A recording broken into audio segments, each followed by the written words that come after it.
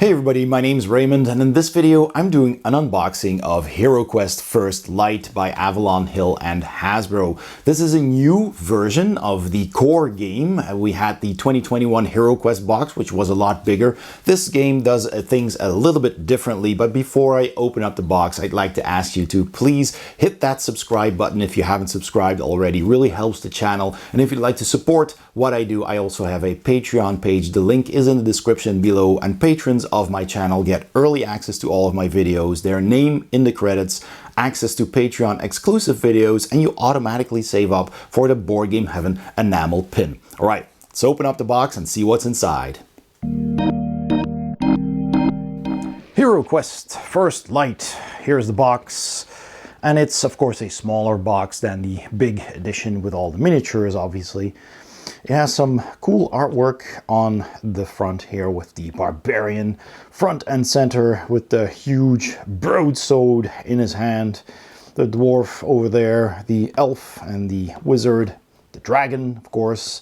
There's a sticker here that says features the detailed dragon miniature. So that looks really good.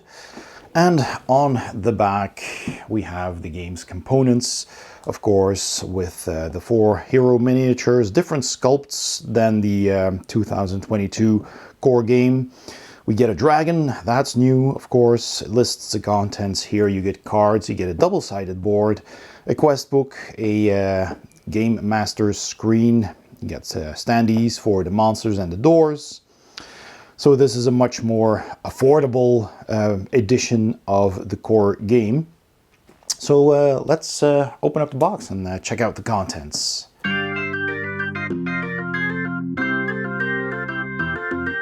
All right, so first of all, we have, of course, the quest book. So I'll just quickly go through that. Oh, that's nice, the dragon on the back there with a QR code for the companion app. I won't spoil the missions, but you know, you get... there's an alchemy reference. The alchemy shop. Yes, indeed. With the potions on the cards and how that works. There's a bit of a text there. And then there is a list of contents with the standees and the miniatures and all the tiles and tokens. All the furniture are tokens in this version as well. How to play a quest. A message from Mentor. The quest map guide with the icons for all the different monsters here. And then you get all the missions here. So there are, I believe, 10 missions in here. Yep, 10 missions. And then they added a empty map of both sides of the board to make your own quests. So you can copy that and then draw or copy and cut out and stick in your own tokens and tiles and monsters to make your own adventures. So that's pretty cool. That's the first thing we have. We have a character sheet, which is almost the same as the one in the core box. It's somewhat thinner though, but you can of course easily copy some pages. Then we have the rulebook, and you can also scan this QR code to learn how to play. And as I understand, this is exactly the same as the bigger core game. One notable difference here is that they used colors for oh, look at that, it folds out. That's pretty cool for the setup. For the player and the Zargon sections in this book. So here you can see this is for the heroes in red and for Zargon in dark blue-ish. And this does look pretty much the same. So you got the rule book with some nice artworks, icons, a list of all the components. Ooh, and a nice bit of art there. The quest is calling. Then we have the Game Master screen with Mentor on the cover there. That looks cool, with lore tome. And on the inside, you of course get an overview of all the monsters, of what the dice have, their faces, and how that works, how you attack. When a monster attacks a hero, hero attacks a monster, movement, and for monsters and heroes, of course. So basically, all you need to know is on the screen there.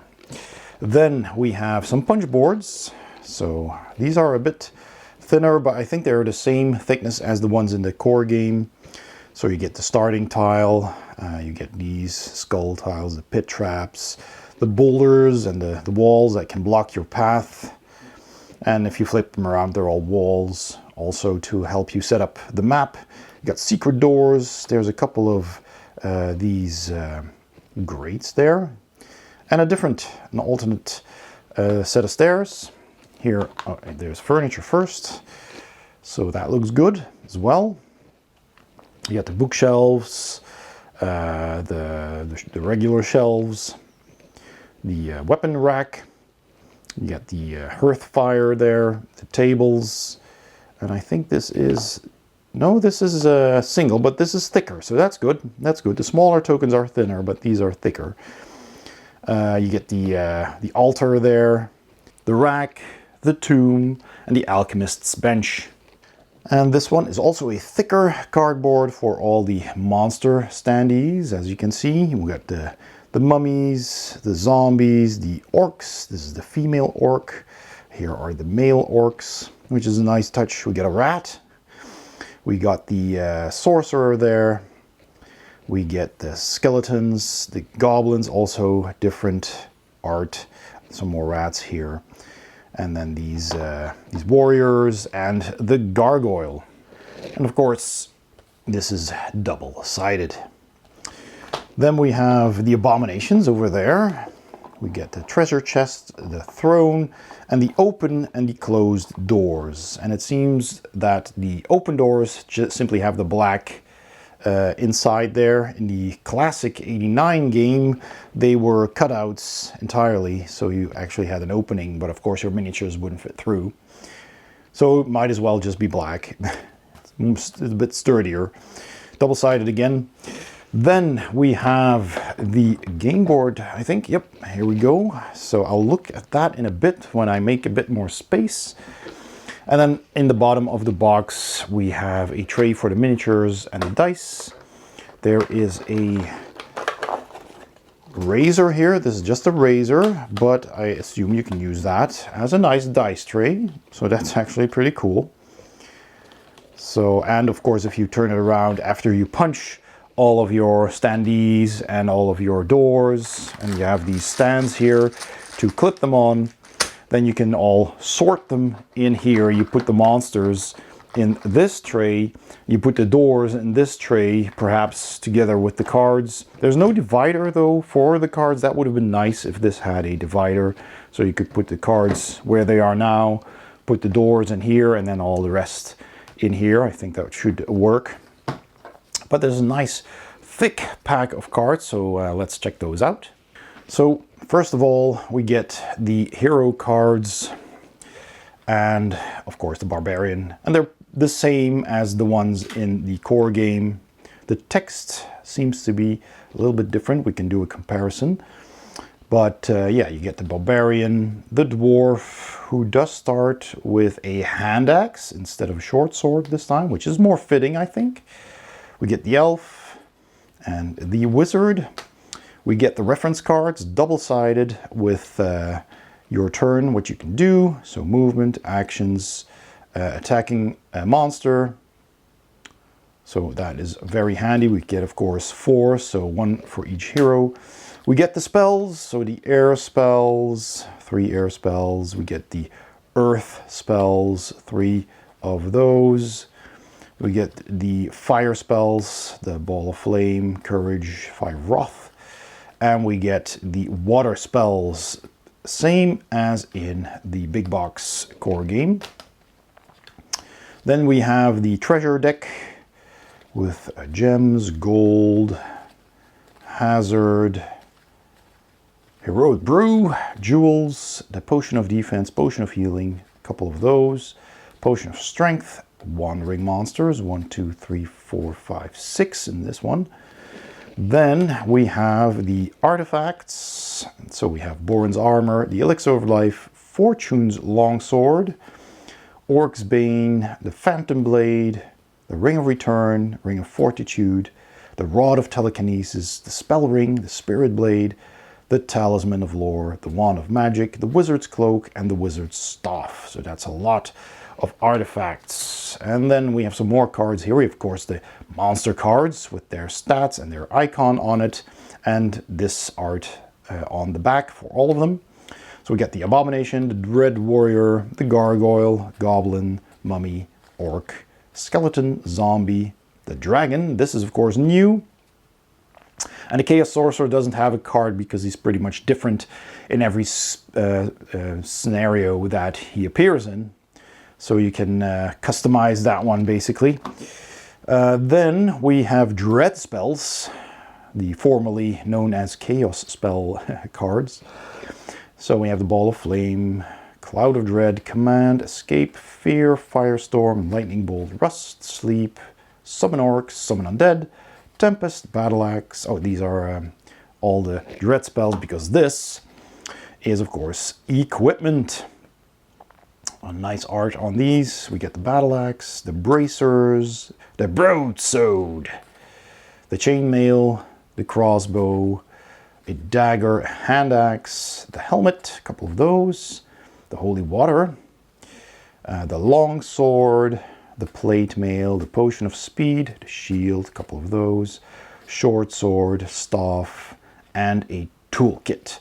And those are all the cards. Then you get, of course, the standard dice, which are tucked in here pretty tightly. So let's have a look at these. Of course, your standard white. They kind of like ivory. They're not entirely white, so that's pretty cool. Actual rolled and bones kind of color. We got the 3 skulls, of course, the 2 white shields and the 1 black shield, just like in the core game. I like the color. That's pretty cool.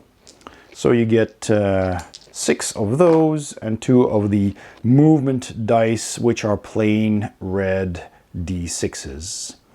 So there's that. Then we have the miniatures. So let's take a closer look here. This is the dwarf. That looks really nice. And like I said, they have a different stance, a different sculpt than in the 22 core game. But they are the same heroes. The card art is pretty much the same. You just get a different sculpt. So that's pretty cool. The dwarf here with the shield, the axe. I like the beard and the helmet. It looks really cool. The fur cloak. That's nice. So we have him. Then we have the barbarian pointing towards the enemy, of course, wielding his broadsword. That looks really cool. Nicely detailed. This is fur boots. There's long hair. This is pretty soft plastic, as you can see. This is these parts are pretty hard, thick, but the sword, of course, being pretty thin, is very flexible, so it won't break unless you rigorously bend it, of course. But just from handling it, that feels pretty safe.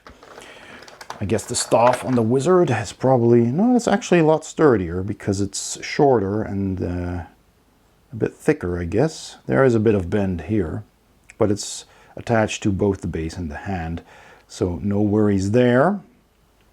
So he's got his staff with the sickle moon and a spell on the right hand. Also looks really nice. Lots of detail on the cloak as well. Simple round base, nothing sculpted on the base. So that looks good too. And then finally we get the elf, the female elf, wielding a short sword, I guess. That nice pointy ears. Some armor there and a cloak. Really nice looking cloak. Looks like leaves. Very foresty feel to it, as elves are wont to have, of course. So that's nice. And then finally, we get the dragon, who is cast in some kind of silverish, dark silver gunmetal, I would say plastic, which is a unique choice. Not seen that before. He's standing on his hind legs with the tail there to the side. Nice and scaly, very detailed. I like the detail on the wings as well. You clearly see that these are like skin leathery wings. That's nice. And his arms like jazz hands. Jazz hands. That's pretty cool. And his head is also a nice kind of typical dragon head sculpt.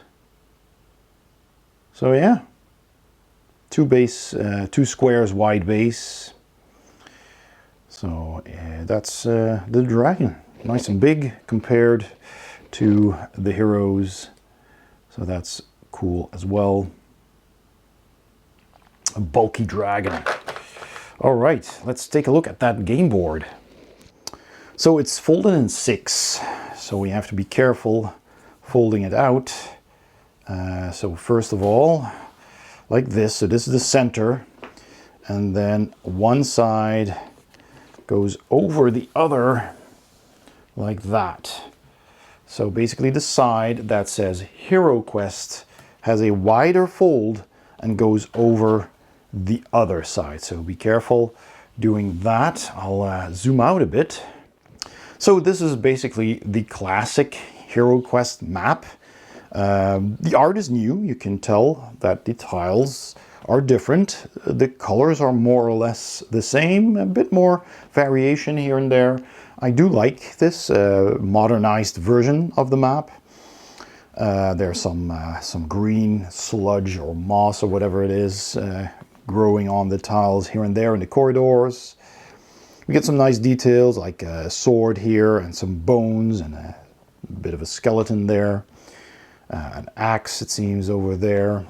So there's some weapons scattered around here and there, and some rubble as well. Looks really good. Nice modern version of the classic board. And it seems like the squares are just the 1-inch standard that we know. The walls are very straight, very sharp. So yeah, in contrast to like the tiles, which are a bit broken up, although the lines between them are also very straight and very sharp. So let's take a look at the other side. Now I have to be careful, pick this up like so. And this is of course exciting because this is completely new. We did not have this, and make sure that this is on the outside. You don't want to fold that back. So the classic side folds in and the newer side is on the outside. And it has a cave system, it seems. So you got all these rooms which look like caves with all the rocks around the edges, and the brown cave floor in between everything. So this is very interesting, and I'm very curious to see what kind of quests that are, of course, in this core box, but also what people will be coming up with, what kind of quests they will devise to play on this new map. So there you go, that's everything in the core box of HeroQuest First Light. So that was my unboxing of HeroQuest First Light by Avalon Hill and Hasbro. If you'd like to see exactly what is different between this version and the 2021 reprint of HeroQuest by Hasbro and Avalon Hill, check out my other video on that subject, and also check out my unboxing video and my review of HeroQuest, where I talk about the good, the bad, and the history of HeroQuest. You can find them in the description below, or you can click the I in the corner of this video and that will take you to those videos. I hope you enjoyed this video. If you did, please give it a thumbs up. Don't forget to subscribe if you haven't already, and please also check out my Patreon page by clicking the link in the description below or the icon at the end of this video. Thank you so much for watching, and I'll see you next time on Board Game Heaven.